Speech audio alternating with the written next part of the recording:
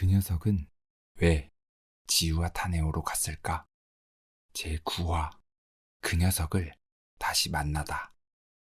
걱정이 앞섰다. 가능한 일이야? 내게 물었다.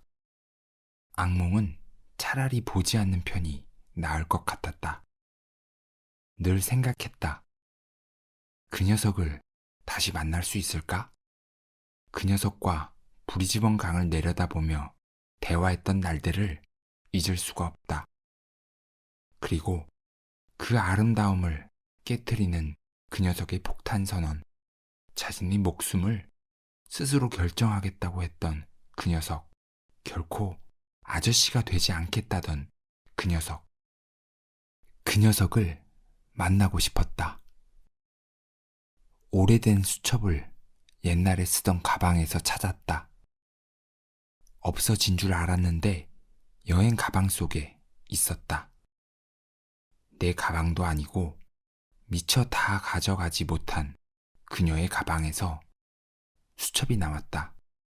가방을 보니 옛 생각이나 꽤나 씁쓸한 마음이 들었다.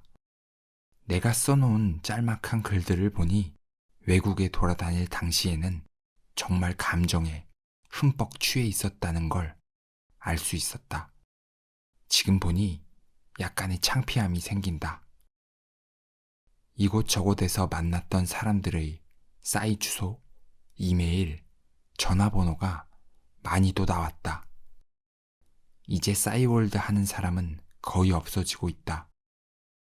한때는 누구나 하나쯤은 가지고 있어 일촌이 되기도 하고 서로의 방명록에 글을 남겨주기도 했다.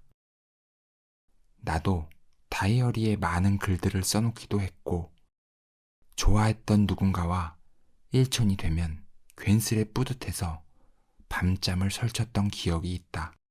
모두 엊그제 일처럼 선명한데 이제 주변의 그 누구도 하지 않는다. 모든 것은 추억이 되었고 기억에서 사라져 간다. 그 녀석에게 받아놓은 전화번호가 있었다. 필요가 있을까요? 그 녀석이 번호를 적어주며 했던 말이 떠올랐다. 그래도 혹시나 하는 마음에 받아두길 잘했던 것 같다. 번호를 누르는데 마치 헤어진 전 여자친구에게 하는 것만큼이나 떨리고 묘한 감정이 생겼다. 안 받으면 어쩌지? 또 받으면 어쩌지? 오만 가지 생각이 들었다. 다행히도 없는 번호는 아니었다. 신호음이 계속 울렸다. 이쯤 되면 아무도 전화 받지 않을 거라는 확신이 들었다. 왠지 모를 마음의 평화가 찾아오는 순간. 여보세요? 나는 놀란 나머지 순간 아무 말도 하지 않고 얼어버렸다. 누구세요? 나야. 누구요? 누구세요? 브리즈번. 아, 덕우 형? 그 녀석이 나를 기억하고 있었고 심지어 아주 반가워했다. 나보다 먼저 그 녀석이 만나고 싶다고 했고 우리는 속전속결로 약속을 잡아 만나기로 했다.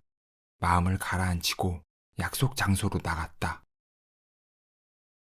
겨울을 알리는 비가 추적추적 내리던 11월 어느 날 밤, 그 녀석이 내 눈앞에 살아서 멀쩡히 나타났다. 형 반가워요. 그리고는 내게 포옹을 했다. 불판 위에는 삼겹살이 올라가 있고 그 녀석이 소주를 네 잔에 먼저 따랐다. 아직 잘 살아있네? 그 녀석이 무슨 말인가 내 말에 잠시 멈칫하더니 이내 씩 하고 웃었다. 아직도 기억하고 계셨네요. 오래전 일이죠. 스스로 죽겠다는데 그걸 어떻게 잊겠냐? 그 녀석은 술병을 내려놓고 잠시 생각에 잠긴 듯 기억을 더듬으며 미소를 지었다. 형, 저 변했나 봐요. 그랬다. 그 녀석은 완벽히 다른 사람이 되어 있었다.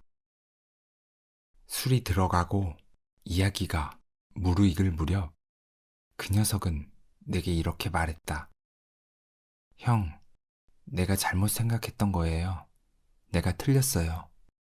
세상에서 가장 확실하고 변하지 않는 게 뭔지 알아요?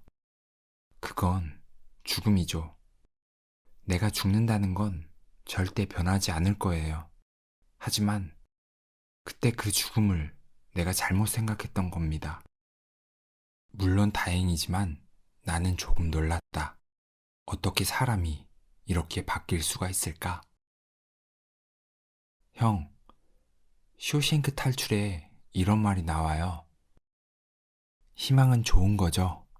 가장 소중한 것이죠. 좋은 것은 절대 사라지지 않아요. 그때 제게는 희망이라는 것이 없었어요. 미래에도 똑같을 줄 알았죠.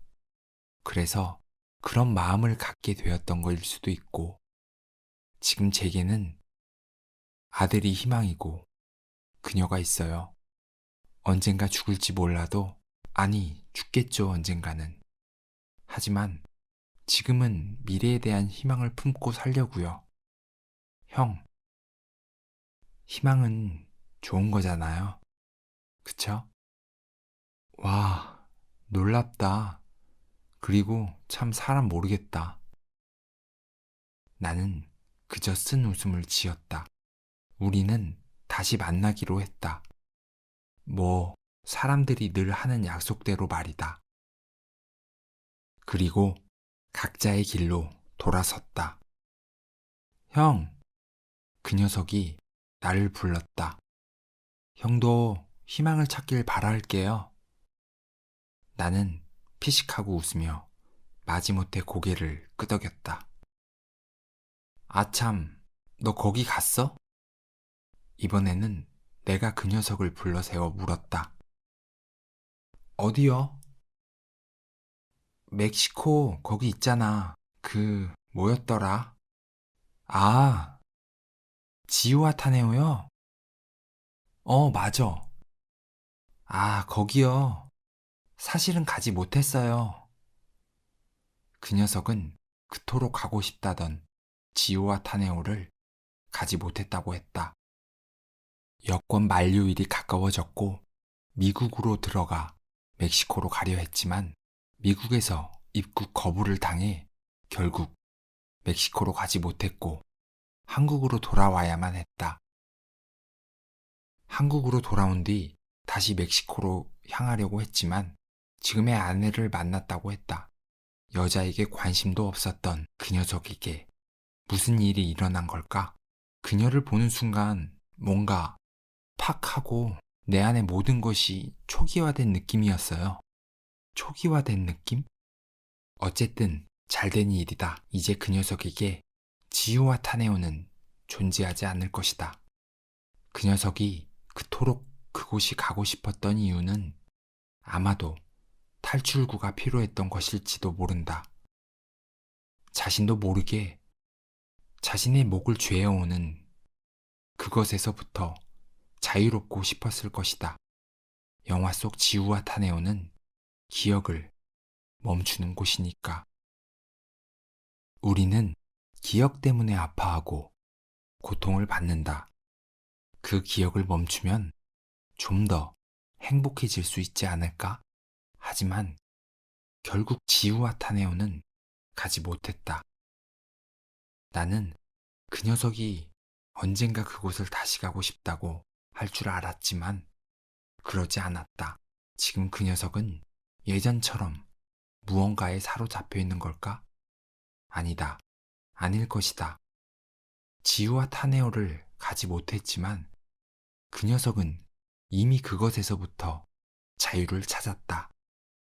이곳에서 그는 희망을 찾았고 희망을 안고 살아갈 것이다. 또한 그 녀석도 알고 있다. 언젠가는 죽음을 맞이할 것이라는 것을.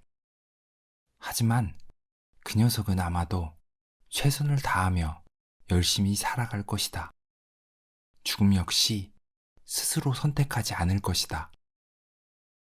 그때 그 녀석이 내게 삶의 의미를 찾으라고 말했다.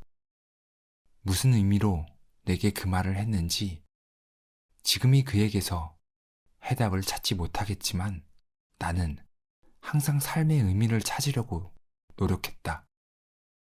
그래서 더 아팠고 괴로웠다. 왜 삶의 의미를 찾는 것이 이토록 괴로운지 알 수 없었다. 지금 그는 본인이 그토록 원했던 삶의 의미를 찾은 걸까? 알 수 없다. 하지만 더 이상 내적 혼란 속에서 살고 있지 않는 것은 확실하다. 그가 행복하길 바란다. 문득 모든 친구들은 지금 어떻게 지내고 있을까?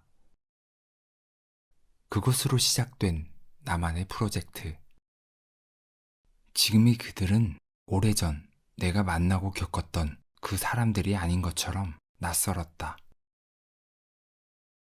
미선이가 내가 했던 잘못들을 기억 못하는 것이 다행임에도 섭섭했고 내게 삶의 본질적인 질문을 던졌던 그 녀석이 평범한 삶을 살고 있는 것은 좋은 것임에도 불구하고 한편으로는 씁쓸했다.